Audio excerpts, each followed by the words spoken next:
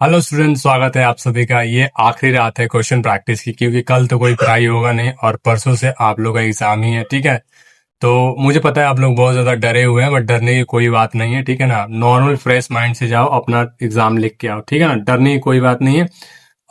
ये आखिरी रात है क्वेश्चन प्रैक्टिस की। ठीक है ना, आई होप आप लोग का एग्जाम बहुत अच्छा जाएगा। ठीक है, तो लास्ट टाइम ये प्रैक्टिस कर लो मेरे साथ। ठीक है ना, ये क्वेश्चन जो प्रैक्टिस करने जा रहे हैं हम सब। ठीक है, इसमें पहला क्वेश्चन जो पूछ रहा है वो पूछ रहा है नग्न बीजियों में एंडोस्पर्म की प्रकृति क्या होती है। पूछ रहा है नग्न बीजियों में एंडोस्पर्म की प्रकृति क्या होती है।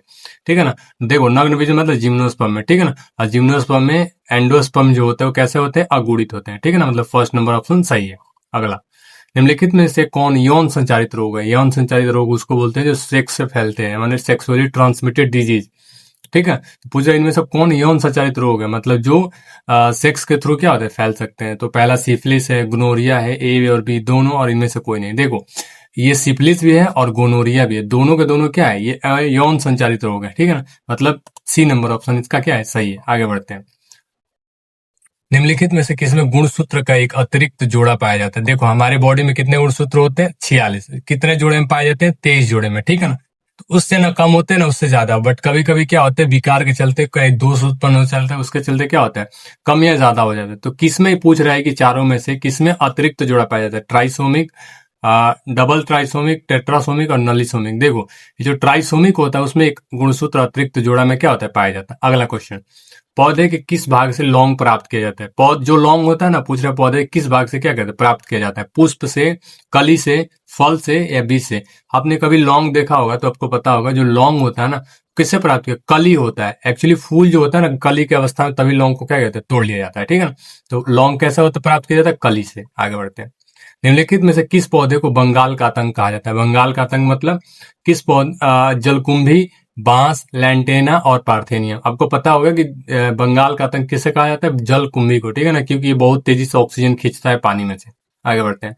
निम्नलिखित में से कौन विश्वव्यापी उष्णता का कारण नहीं है, मतलब पूछ रहे ग्लोबल वार्मिंग का कारण नहीं है।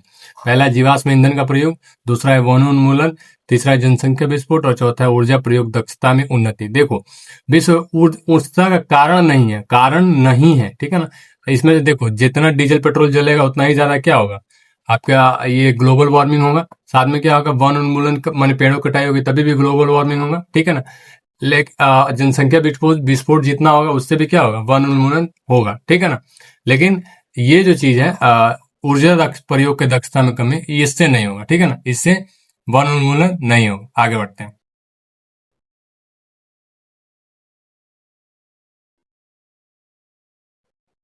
ठीक है, आगे बढ़ते हैं। एगारोथ जेल पर अलग किए गए डीएनए के टुकड़ों को किससे रंगने के बाद देखा जा सकता है। पूछ रहे डीएनए के टुकड़े को किससे रंगने के बाद क्या कर सकते हैं, देख सकते हैं। ठीक है ना, aniline blue, ethidium bromide, bromophenol blue और एसीटोकार्मिन। देखो जो डीएनए के टुकड़े होते हैं ऐसे नहीं दिखाई देता, उनको रंगा जाता है। ठीक है ना, डाइस से क्या हो जाता है, रंगा जाता है। ठीक है ना, और किस डाई का उपयोग किया जाता है, इथिडियम ब्रोमाइड का। ठीक है ना, आगे बढ़ते हैं।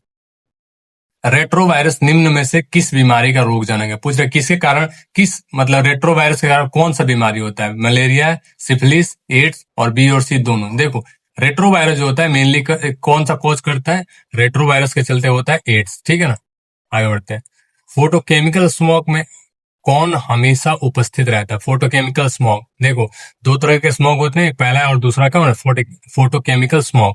तो फोटोकेमिकल स्मॉग में ओजोन हमेशा रहता है, इसके बिना फोटोकेमिकल स्मॉग नहीं बनने वाला है। ठीक है, आगे बढ़ते हैं। मार्केंसिया एक द्विगृही पौधा है तथा इसका यौन अंग विकसित होता है। पूछ रहे हैं मार्केंसिया जो है एक डाइमॉर्फिक प्लांट है, सॉरी बाइसेक्सुअल प्लांट है। ठीक है, तो पूछ रहा है कि इसका जो यौन अंग होता है कहाँ पे विकसित होता है। ठीक है, देखो पहला है थैलस पर, दूसरा है आर्किगोनियोफोर, तीसरा है एंथ्रेडियोफोर और चौथा है बी और सी दोनों।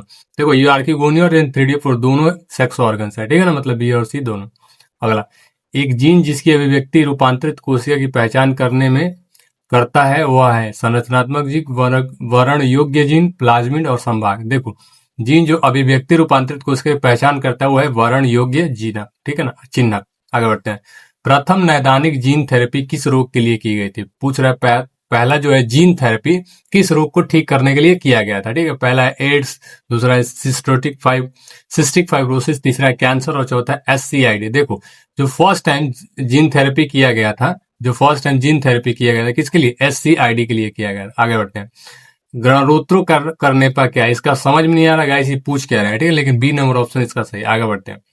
पारिस्थितिक तंत्र में आहार श्रृंखला में ऊर्जा का प्रवाह कहाँ होता है? मतलब पारिस्थितिक तंत्र में जो ऊर्जा होता है वो किस रूप में बहता है? एक दिशा में, द्विदिशा में, बहु दिशा में, कि इनमें से कोई नहीं, ठीक है ना। देखो, पारिस्थितिक तंत्र में जो ऊर्जा का प्रवाह होता है, ठीक है ना, जो ऊर्जा का प्रवाह था हमेशा कैसा होता है? एक दिशा में होता है। मतलब एक बार अगर मतलब प्रथम पोषी स्तर से दूसरे पोषी स्तर में चली गई ऊर्जा, तो फिर वो रिवर्स नहीं हो सकती, फिर वो दूसरी से तीसरी में जाएगी, ठीक है ना। मतलब रिवर्स नहीं है, एक दिशीय है, ठीक है ना, याद रखिएगा। आगे बढ़ते हैं। क्षय रोग का संक्रमण मुख्यतः किसके द्वारा होता है? पूछ रहे क्षय रोग।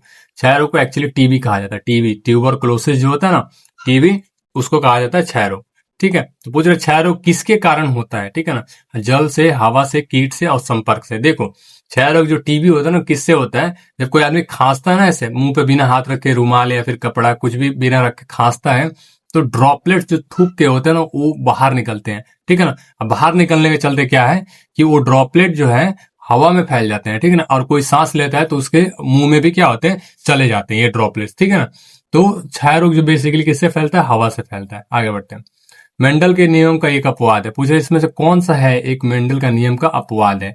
प्रभाविता, युग्मक की शुद्धता, संलग्नता और स्वतंत्र अपव्यूहन। देखो, मेंडल का नियम का अपवाद है संलग्नता। आगे बढ़ते हैं। एगारोज जेल पर अलग किए गए डीएनए के टुकड़े किससे रंगने के बाद देखा जा सकता? अभी पूछा था क्वेश्चन, तो देखो फिर 2021 में क्या हुआ? रिपीट हो गया, वह इथीरियम ब्रोमाइड। आगे बढ़ते हैं। रेट्रो विषाणु निम्न में से किस बीमारी का रोगजनक है? ये भी क्वेश्चन आया था रेट्रो विषाणु वाला, देखो फिर आ गया, ये क्या है? एड्स का। आगे बढ़ते हैं। फोटोकेमिकल स्मॉग फिर आया, क्वेश्चन रिपीट हो गया है। फिर ओजोन। आगे बढ़ते हैं। ट्रेपोनोमा पैलिडम किस बीमारी का रोगजनक है? ट्रेपोनोमा पैलिडम, देखो ये एक STD बीमारी का वायरस है, ठीक है ना। अब ट्रेपोनोमा जो वायरस होता है, उसके चलते क्या होता है? सिफिलिस होता है, ठीक है ना। सिफिलिस बीमारी है, उसके होता है। आगे बढ़ते हैं। रिलैक्सिन का स्राव कहाँ से होता है? अपरा से, कॉर्पस ल्यूटियम से, ए और बी दोनों से, और तथा अंडाणु से। देखो, रिलैक्सिन एक हार्मोन है जो फीमेल्स में क्या होता है? स्रावित होता है। और बेसिकली कहाँ से होता है? ये होता है अपरा से और कॉर्पस ल्यूटियम दोनों से होता है, ठीक है ना। मतलब ए और बी दोनों सही है। आगे बढ़ते हैं। प्रकाश रासायनिक धूम कोहरा इनमें से किससे बनता है? पूछ रहा है कि फोटोकेमिकल स्मॉग को हिंदी में बोलते हैं प्रकाश रासायनिक धूम कोहरा, ठीक है। तो पूछ रहे किससे ये बनते हैं? पहला है सल्फर डाइऑक्साइड और पैन और धुआं, दूसरा है ओजोन, पैन एवं नाइट्रोजन डाइऑक्साइड, तीसरा है ओजोन, सल्फर डाइऑक्साइड एवं हाइड्रोकार्बन, चौथा है सल्फर डाइऑक्साइड, कार्बन डाइऑक्साइड और हाइड्रोकार्बन। देखो, जो प्रकाश रासायनिक धूम को हो रहा है, माने फोटोकेमिकल स्मॉग है, वो किससे बनता है? वो बनता है, ओजोन रहता है, पैन रहता है और साथ में नाइट्रोजन डाइऑक्साइड रहता है, ठीक है ना। बी नंबर ऑप्शन से है। पेन एक शॉर्ट फॉर्म है, PEN, ठीक है ना। आगे बढ़ते हैं। मनुष्य में हीम अंधता का मुख्य कारण इनमें से कौन है? ठीक है ना। हीम अंधता मतलब बर्फीले, हीमंता मतलब आंख से दिखाई ना देना, ठीक है। यूवी बीटा किरण का अवशोषण, इंफ्रा विकिरण का अवशोषण, कॉस्मिक विकिरण का अवशोषण, स्वच्छ मंडल का हिमपर्दन। देखो, मनुष्य में जो हीम अंधता होती है उसका मेन कारण यूवी बीटा रेस का क्या है? अवशोषण। आगे बढ़ते हैं। वायुमंडल के निचले भाग से शिखर तक वायु स्तंभ कॉलम में ओजोन की मोटाई किस इकाई में मापी जाती है? सिंपल पूछ रहा है, ओजोन को मापने के लिए कौन सी इकाई का इस्तेमाल किया जाता है, ठीक है ना। अब आपको पता है ओजोन को मापने के डाप्सन और पास्कल, पार्कल और इनमें से कोई नहीं। देखो, जो ओजोन का मोटाई है ना, ओजोन की जो मोटाई है वो किसमें मापी जाती है? डाप्सन इकाई में। उसको मापने की जो इकाई उसको क्या बोलते हैं? डाप्सन इकाई। आगे बढ़ते हैं। इनमें से कौन ग्रीन हाउस गैस है? पूछ रहे हैं इनमें से कौन ग्रीन हाउस गैस है, मतलब हरित गृह गैस। मीथेन, सॉरी ये क्लिक हो जा रहा है बार बार, ये है नहीं, ठीक। मीथेन, कार्बन डाइऑक्साइड, क्लोरोफ्लोरोकार्बन और इनमें से सभी।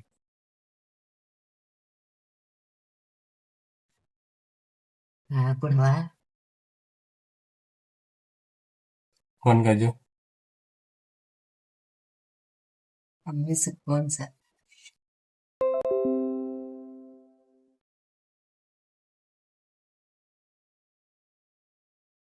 ठीक है, तो ग्रीन हाउस गैस कौन है? इनमें से सब है, मतलब मीथेन भी है, कार्बन डाइऑक्साइड भी है, क्लोरोफ्लोरोकार्बन ही है, और असली आंसर है इनमें से सभी।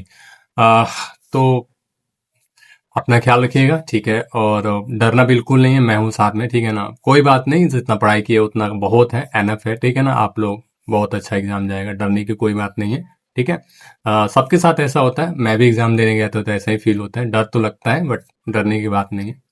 क्या हो जाएगा, जो याद होगा लिखेंगे, नहीं याद होगा नहीं लिखेंगे, सिंपल सा बात है। कुछ तो लिख के आएंगे यार एग्जाम में, ठीक है। चिल करो, टेंशन नहीं लेने का, ठीक है। लाइफ में बहुत है, बड़ी लाइफ है, ठीक। तो वीडियो अच्छा लगा हो तो वीडियो को लाइक कीजिएगा, चैनल पे नए हो तो सब्सक्राइब कीजिएगा, और अपने दोस्तों के पास ये वीडियो शेयर भी कीजिएगा, क्योंकि अब कल या परसों से इस पे सिलेबस भी स्टार्ट होगा 12th बायोलॉजी का, ठीक है ना। तब देखना कितना मस्त है, ठीक है। मिलते हैं नेक्स्ट वीडियो में, तब तक के लिए गुड लक।